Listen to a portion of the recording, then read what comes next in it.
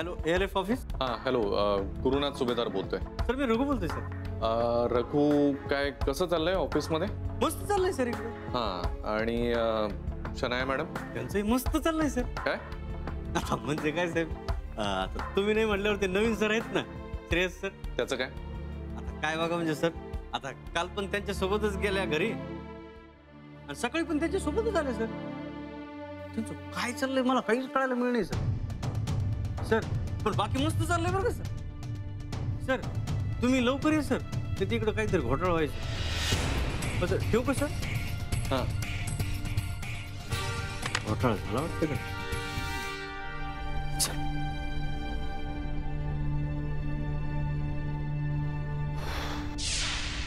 राधिका निघालो मी. बाई आता कुठे जाऊन राहिले तुम्ही? मीटिंग आहे महत्वाची ऑफिसची.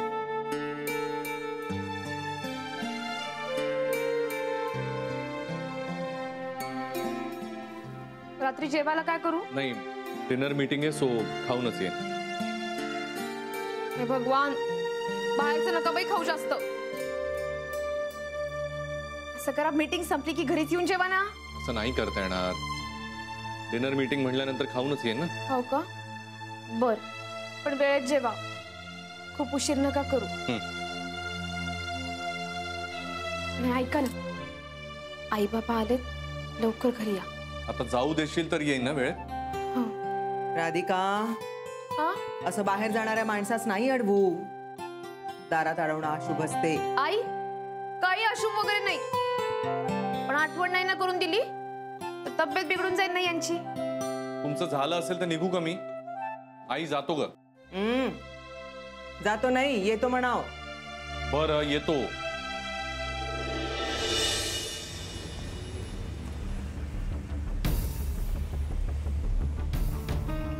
आज शनायाशी बोललंच पाहिजे. काय झालं हिला नेमकं काही कळतच नाहीये. शनाया कुठेस तू?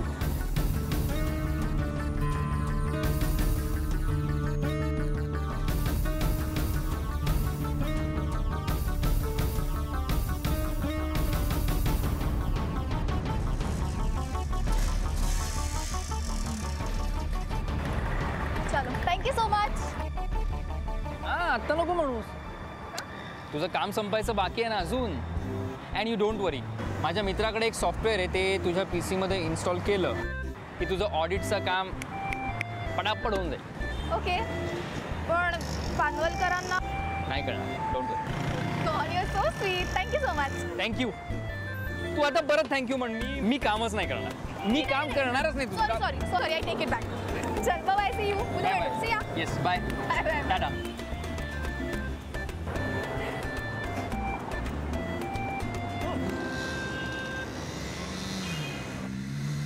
शनाया शनाया शनाया, मी बोलतोय ना तुझ्याशी. Talk to me. My hand. मला नाही बोलायचं तुझ्याशी. नाही बरोबर आहे. आज कळलं मला तुला का नाही बोलायचंय माझ्याशी. इतके दिवस जे ऐकत होतो ना ते आज प्रत्यक्ष डोळ्यांनीच पाहिलं ना. What the hell are you talking about? Shreyas बरोबर फिरतेस ना आजकाल. गॅरी, वाटेल ते बोलू नकोस हा. त्यांनी मला ऑफिसमध्ये मदत केली आहे आज, आणि लिफ्ट देतो म्हणाला म्हणून आलो आम्ही सोबत. त्यात काय एवढं? आणि बाय द वे, हे सगळे प्रश्न विचारण्याचा तुला काहीच अधिकार नाही. हा, अधिकारांची भाषा माझ्याशी करू नकोस शनाया. तुला माहिती तरी होतं का काय प्रॉब्लेम्स होते माझ्या आयुष्यात? मला माहिती आहे काय प्रॉब्लेम्स आहे. ओके, आणि मला हेही माहिती आहे की तुला माझ्यासाठी वेळच नाहीये आता. शनाया, घरी आई बाबा आलेत, मला काहीही करता येत नाहीये. जा ना, जा. मग त्यांच्यासोबतच राहा ना, श्रावण बाळ म्हणून. शनाया बास. हा, do not shout on me. Okay, जा ना, जा. घरीच जा ना तू. तुझी बायको, तुझा मुलगा, तुझे आई, तुझे बाबा, या लोकांसोबत ना सगळा वेळ घालवत. शनाया, तुला मी वेळ दिला नाहीये यापूर्वी असं कधी झालंय का? पण आता होतंय ना. बस नाही, ठीक आहे. तुला समजूनच नसेल घ्यायचं तर मी तरी काय करणार. राहू दे, सोड. I am not interested. Obviously you are not interested. मी तेच तर म्हणते ना, माझं एवढं प्रेम आहे तुझ्यावर, पण तुझं पाय आणि तुझं मन त्या घरातून निघतच नाहीये. I am fed up. या. नाही जा जा. नाही, मी मूर्ख होतो म्हणून तुला समजवायला आलो ना. पण नाही, तुझ्या लेखी माझी किंमत कांदा बटाटा एवढी नाहीये, आज कळलं मला.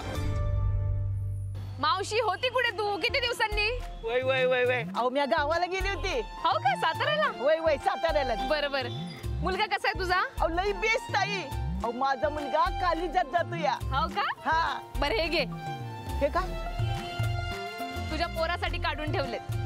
म्हणजे साहेबांचे जुने कपडे तसे नवीनच आहेत. त्याला म्हणावं कॉलेजला जाताना घालून जा, सगळ्यात छान दिसला पाहिजे. वय वय. बरं चल माझी भाजी दे बरं. कंची भाजी देऊ तुम्हाला पिळशी द्यायची. हा सांगा बघू, पटापटा सांगा लवकर. सांबार दे 2 जुड्या. सांबार 2 जुडी. पालक पालक चांगला आहे ना? पालक वय वय चांगला आहे की अगदी ताजा आहे. कांद्याची पात दे. ही कांद्याची पात वय. बस बस एवढंच. हो घ्या समधी भाजी भरली याच्यात. किती झाले? अहो, ताई पैसे कशा पाहिजे? असं? अगं माझ्या खुशीने तुला कपडे देऊन राहिले मी. तू भाजी फुकट द्यावी म्हणून नाही काही. आणि तू मला भाजी फुकट दिली तर तुझं घर कसं चालेल? आहे ना? किती झाले सांग. 80 रुपये झालं. हा बरं हे घे, 20 रुपये नंतर दे. चल येते हा. चल. राधिका, हे कपडे जर तू भांडी विकणाऱ्याला दिले असतेस तर 4 भांडी आली असती असंच ना? मग पण त्या मावशीच्या चेहऱ्यावरचा आनंद मला लाख मोलाचा वाटतो बघ. स्वतःचा विचार तर सगळेच जण करतात, पण दुसऱ्याचाही विचार करायला हवा ना.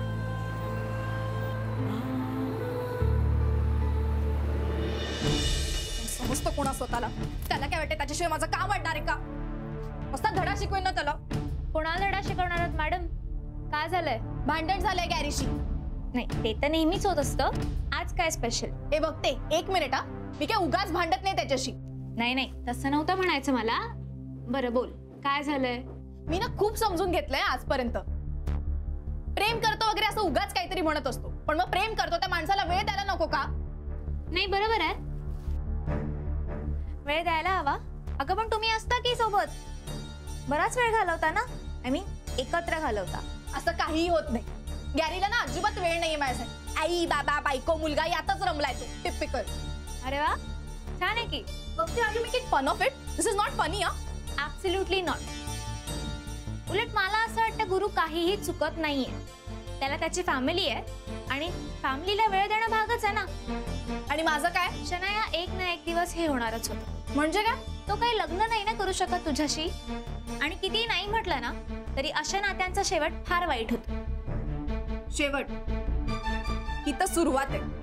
म्हणजे इतक्या सहजासहजी सोडणार नाही मी त्याला. काय करणार आहेस तू? मी काहीच नाही करणार, तो करेल. उद्याच्या उद्या जर का तो येऊन माझ्या पाया नाही ना पडला तर बघच तू. असं अडकवलंय ना मी त्याला माझ्यात की माझ्याशिवाय राहूच शकत नाही. शनाया अगं असं भावनांशी खेळणं बरोबर नाहीये. खेळ तर मी खेळणारच आहे. उद्या त्यांनी येऊन भीक जरी मागितली ना तरी मी काहीही ऐकणार नाही. असा धडा शिकवेन ना की त्याच्या बायकोचं नावही घेणार नाही तो परत.